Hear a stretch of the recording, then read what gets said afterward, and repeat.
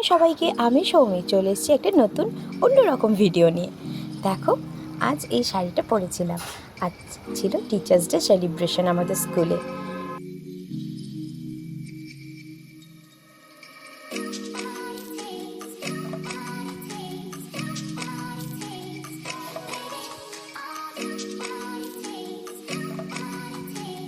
Teachers day মানে একটা আলাদা অনুভূতি। অ্যাজ এ টিচার আমি বলতে পারি যে বাচ্চাদের কাছ থেকে ভালোবাসা, আদর এসব পেয়ে গেলে আর কি চাই বলো তো। দিনটা শুধুই টিচারদের। তারা যখন দেখে ফার্স্ট টাইম যে আমরা শাড়ি পরে এসেছি স্কুলে, দেখে তো একদম অবাক হয়ে যায়। আর যেহেতু আমি একটা বাচ্চাদের স্কুলে জব করি, তা আমার ছোটো ছোটো চানাপোনাগুলো তো অবাক হয়ে যায়।